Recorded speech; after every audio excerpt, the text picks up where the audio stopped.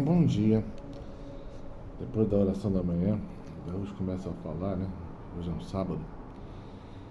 E vem tanta coisa na cabeça que Deus fala que você fica até meio perdido. E antes que eu fique perdido nas minhas contemplações e orações, as coisas, né? Muitas vezes eu não falo. Eu vou falar pelo menos um dos temas, né? Que veio para mim.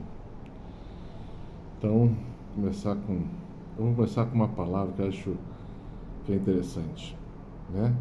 Eclesiastes 51:31. Aproximai-vos de mim, ignorantes, reuni-vos na casa do ensino. Por que tardais? Direis a isto? Vossas almas estão violentamente perturbadas pela sede. Abri a boca e falei. Buscai a sabedoria sem dinheiro e dobrai a cabeça sobre o jugo. Receba a vossa alma a instrução, porque perto se pode encontrá-la. Então, primeiro texto básico, né? Esse texto sempre me vem quando está na hora de eu crescer, né? Está na hora de eu tenho mais coisa para aprender, né? E, né? Aproximai-vos de mim, ó ignorantes. Adoro esse texto. Tem gente que vai ficar irritada aí, né? Tá chamando os outros de ignorantes. Ignorante mesmo. Você ignora. Ignorante é aquele que ignora, que não sabe. E das coisas de Deus, a maioria não sabe mesmo, né? Eu sou o primeiro a falar isso, porque muitas vezes, se Deus me chama de ignorante e Deus não mente, então só posso entender que eu sou ignorante, né? E aí a gente vai. Se você já começou a ficar de mimimi por causa de eu começar assim, por favor, desliga esse texto, desliga o vídeo, desliga, isso não é para você, né? Como Deus fala, né? A palavra vai chegar àqueles que têm que escutar. Eu escutei hoje de manhã também, tá lá no texto de, qual era? Era Tito.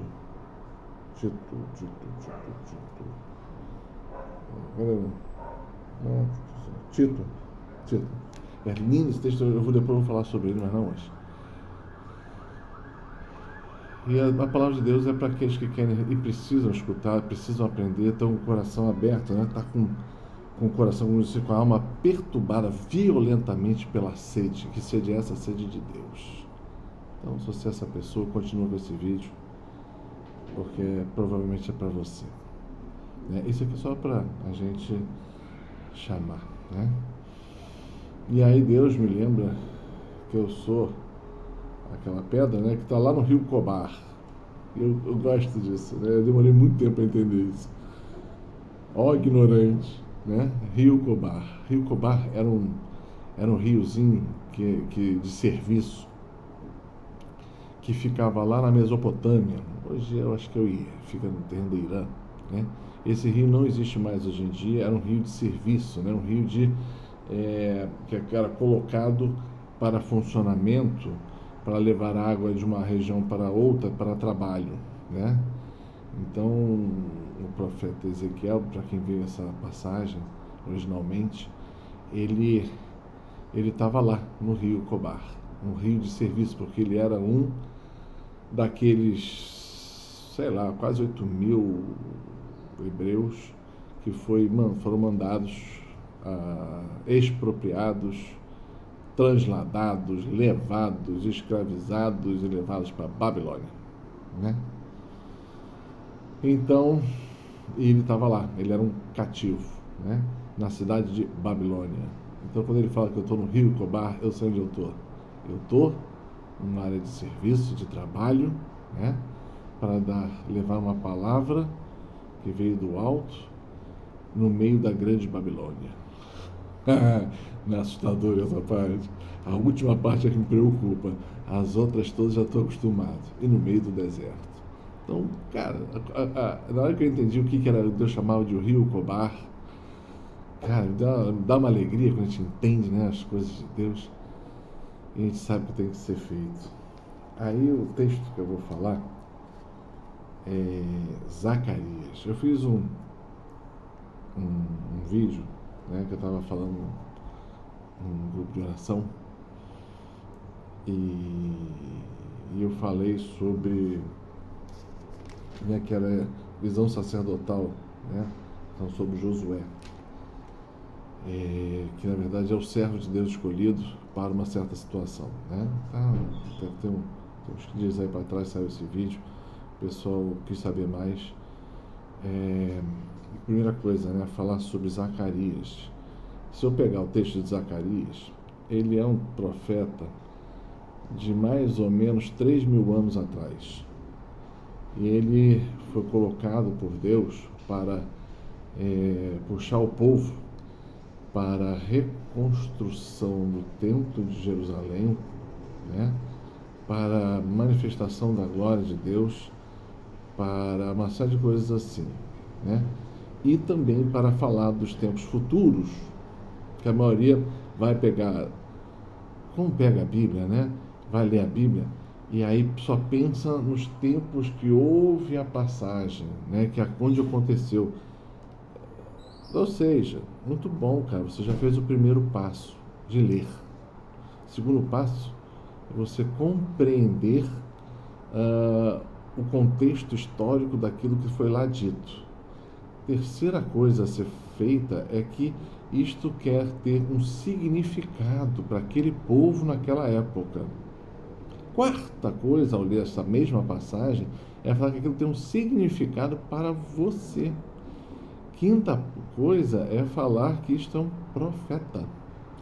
E o que é uma profecia, eu vou falar daqui a pouco. E sexta coisa, você vai reparar que é para você nos tempos de hoje, na hora que você entender que isso é profecia. Né? Então vamos lá. Por que profecia? Profecia é uma palavra que Deus dá, que às vezes pode ser momentânea, ali, agora, ou seja, quando Deus está andando, como eu posso falar, uma vez eu estava andando de moto, e Deus fala assim, muda de sentido, vai para assim, assim, assado, e passa por aquele local. Eu executei esta ordem, ao executar esta ordem, Deus me salvou a vida. Por quê? Porque vinha um carro na contramão e ia me pegar de cheio no meio da curva, né? Então a profecia, ela vem para nos ajudar, para nos encaminhar, para nos salvar a vida temporalmente e eternamente. Se você não entendeu essas coisas de profecia, você não entendeu nada que Deus disse até hoje. Então, rápido conceito que a gente tem que parar e observar. Se ficou confuso, para o vídeo, volta, e anota e depois pensa em cada um desses pontos. Você vai ver que faz sentido. Então Zacarias estaria falando, sem olhar assim direito, algumas coisas não vão fazer sentido se você olhar, né?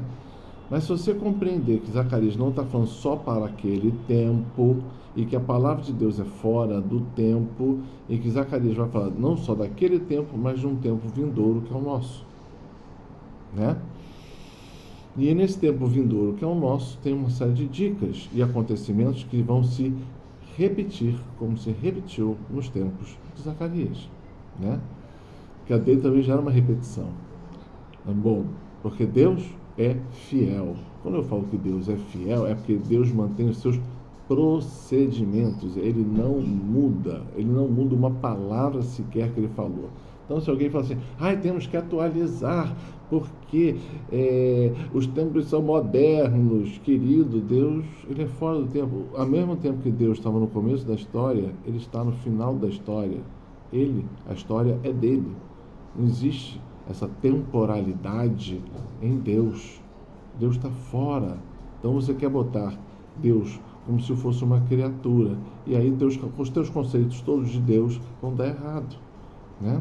Se você colocar Deus fora da história, fora do tempo, você vai começar a entender muita coisa.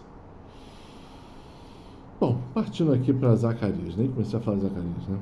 Então Zacarias, ele vai falar, já falei um pouquinho sobre isso, e a primeira coisa que acontece sempre é exatamente isso aqui. Pega lá, Zacarias 1, né? Exortação à conversão. Primeira coisa que Deus sempre faz, exortação à conversão. Vamos lá? Pega a Bíblia aí e me acompanha. O Senhor estava profundamente irritado contra os vossos pais. Será que ele alterou alguma coisa nos dias de hoje? Eu acho que não. Né? Por quê?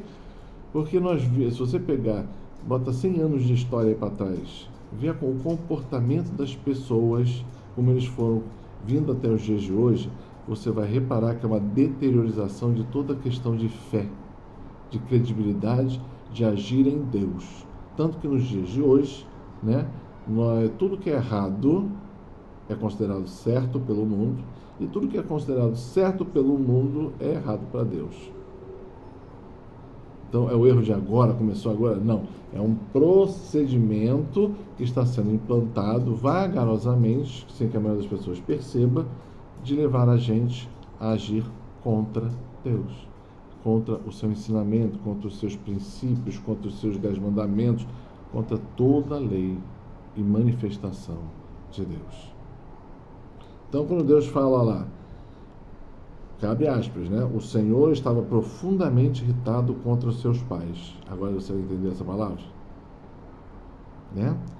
Pega a oração de Daniel, pega a oração de Baruque, pega a oração de Esther. Você vai ver que esse conceito aqui se repete. Antes, uma vida muito errada, ruptura, mudança, Deus age profundamente, mudança de tudo, nova situação.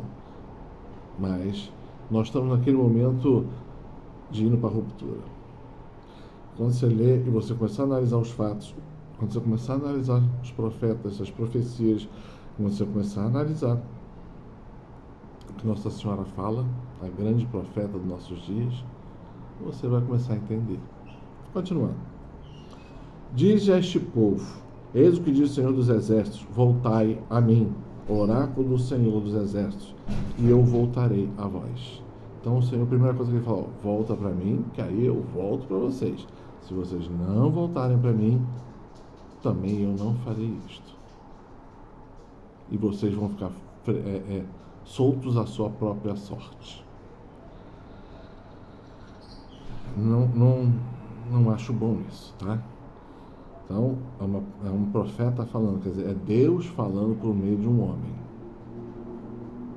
Não sejais como os vossos pais, a quem os profetas outrora clamaram, dizendo, eis o que diz o Senhor dos Exércitos, deixai vossos maus caminhos e vossas más ações. E eles não ouviram. Então Deus está na ruptura de Deus na vida de cada um. A primeira coisa que ele fala, o teu homem velho sai, separa, para com isso, muda de vida, né? Muda de vida o quê? Maus caminhos, más intenções, maquinações erradas, ideias erradas e mais ações, porque a ação errada começa aqui e depois vai para a mão, depois a gente faz errado. E Deus fala, Deus interviu no passado, já vem avisando e eles não ouviram. Ou seja, Deus não é mudo, Deus vem falando com o tempo. Onde estão os vossos pais? Podem, porventura, profetas viver eternamente? O Senhor dá um tempo para cada um de nós, tanto os pais como os profetas, cada um com a sua função, e cada um de nós tem que fazer essa função. Se não fizer, depois a gente vai ser chamado a atenção e Deus vai falar, eu te avisei. Não vem falar que tu não sabias, porque isto não lhe será dado, né, em forma de você se defender, né? Quanto aos avisos e às ordens que encarreguei meus servos, os profetas, de transmitir ao meu povo, não foram eles executados junto de vossos pais? Ou seja, Deus mandou os seus profetas, os profetas falaram, 2, 3, o povo não escutou, 3, você, em vez de você escutar o que Deus está falando, você fez o quê? Você matou, posso falar essa palavra? Você tirou a vida do profeta, do carteiro de Deus, porque você não queria escutar a verdade. A gente olha isso aí para trás e fala assim, meu Deus, como é que eles fizeram isso? Que absurdo! A gente não faz isso nos dias de hoje. Vou parar aqui e vou fazer um adendo. Profetas. Profetas são aquelas pessoas que escutam a Deus e falam o que Deus está falando. Tem muita gente que acha que profeta é aquele que denuncia o erro, como se fosse um denunciante. Não é profeta. Isso é uma atitude aí que você pode ter. Quando você vê um erro, você pode denunciar. Você não está falando, não é uma profecia, né?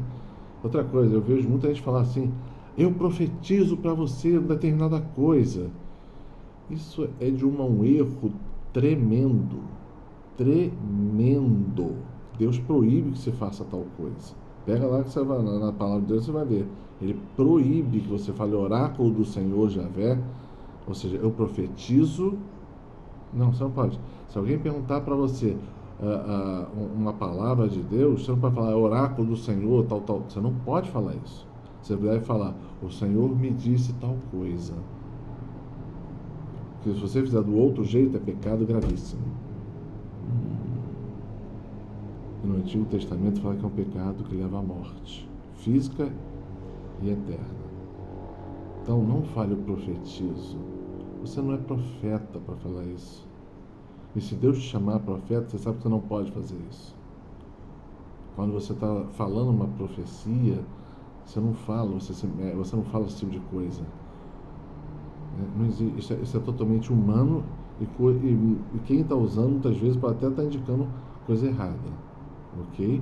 Se o Senhor fala assim, o Senhor muitas vezes bota no meu coração uma palavra de sabedoria, ou seja, uma palavra que o Senhor quer de uma coisa futura sobre você, e eu vou lá e falo, mas o Senhor está me indicando uma coisa assim, fazer dessa forma, né?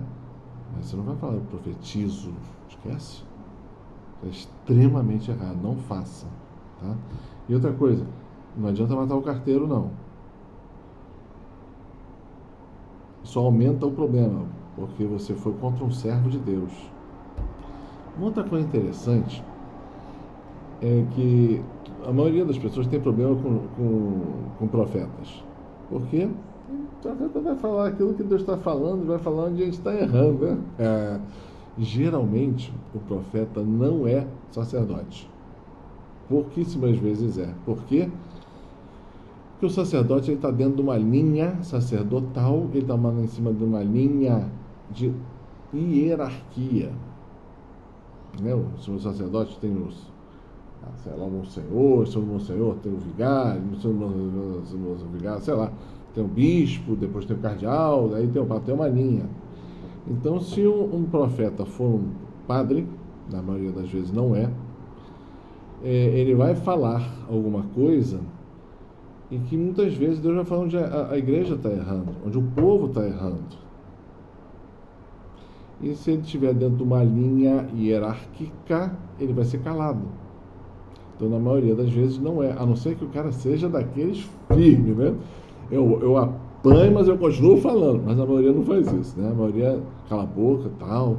Vem Deus tem que estar na tua extrema obediência. Se Deus está falando que está errado alguma atitude, então você tem que mudar essa atitude.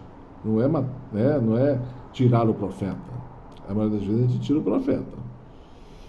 Então, entendeu porque na maioria das vezes não é um padre? Tem até o Padre Oliveira, que não é Oliveira, lógico o nome dele, mas por que não revela o nome? Porque senão, na hora que ele revelar o nome dele, certamente vai ter represária dentro da igreja quando ele calar a boca.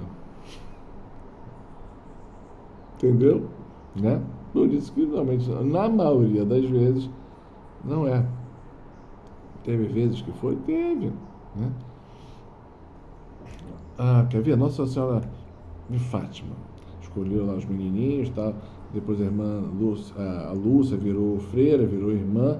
Ela teve 300 problemas dentro de conventos, porque não podia falar quem era ela, falar só uma irmã menor, Nossa Senhora falando as coisas. Então ela passou diversas vezes perseguição. Diversas vezes, né?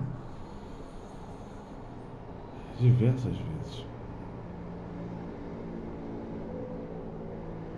Garabandal também. Foi Garabandal?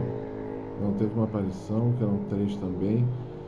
E o mais novo, vou tentando lembrar a aparição. O mais novo era um rapaz, ele tentou ser padre e, coitado, sofreu horrores. Horrores, desistiu de tudo. Não sequer profetas. Né? Então, mas é porque é aquele que vem falar em nome do Senhor,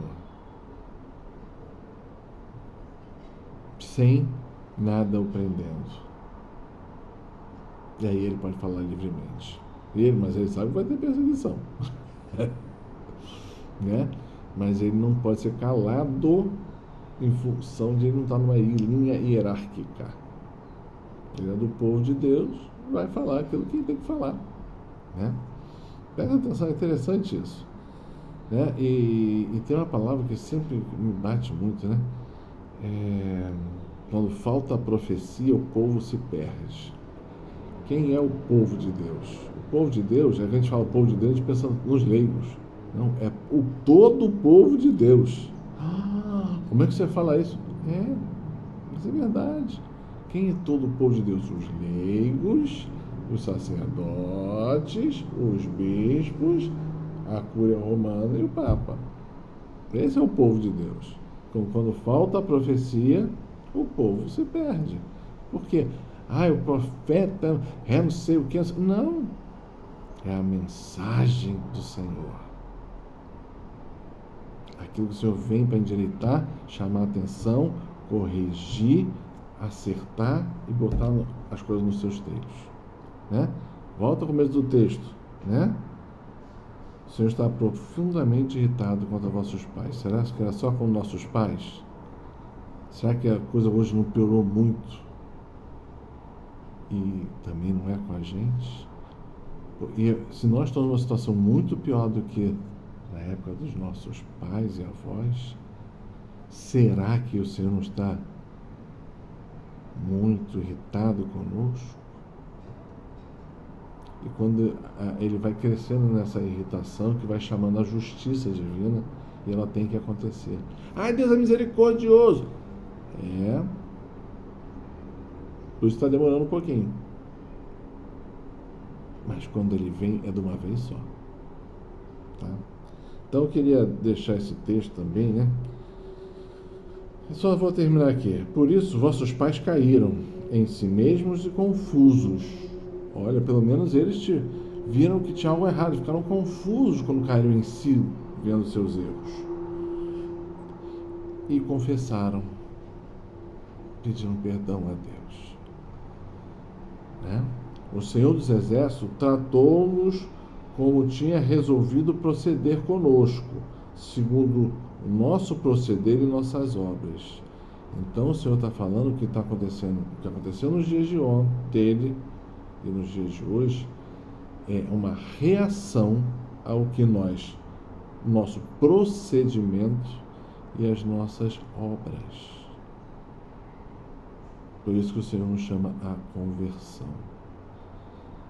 E vou finalizar o texto, tá? Todos vão escutar? Não. A maioria não vai escutar.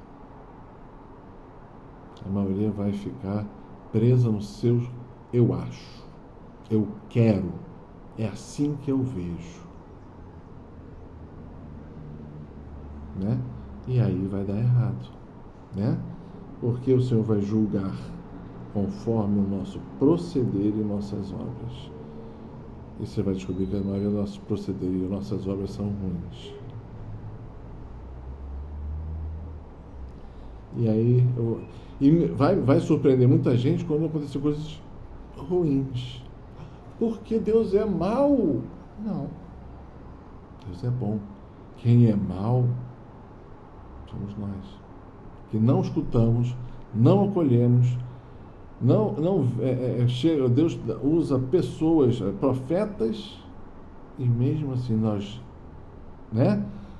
Mandamos eles embora, para não falar outra palavra, porque senão cai o vídeo, e procedemos mal. Continuamos procedendo mal. Então, Zacarias, se você pegar ele aqui, você vai entender os dias de hoje. Ele começa pedindo a conversão. A revisão dos cavalos. Tem um entendimento aqui. Os 4 chifres. Tem outro. Libertação de Sião. Visão sacerdotal. Eu já falei sobre isso. A escolha do servo e como é que eles vão proceder. Quem é o servo que eles vão proceder? Não sei se eu cheguei a comentar isso.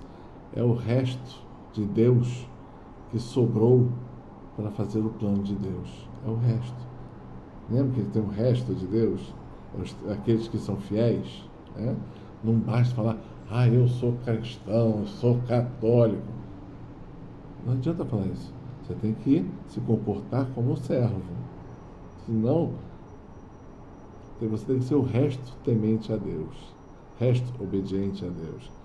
Candelabro. Candelabro tem a visão dos escolhidos. O candelabro são os 2 que vão ajudar nos tempos difíceis. Aí, nem vou continuar. Tem muita coisa. Então aqui é um passo a passo que Deus vai falando que nós estamos vivendo. E nós estamos vivendo. Olha que maravilha. Senhor, ajuda. Eu só posso indicar que tu sigas o Mestre. Quem não indicar esse caminho não é digno nem de ficar perto dele. Né? Ele é muito bonito, né? Senhor, dai-nos a escutar as tuas palavras, os teus profetas, e dai-nos a verdadeiramente conversão de coração, e que a gente siga o que você mostrou nesse tempo todo, história da salvação. Paz e bem.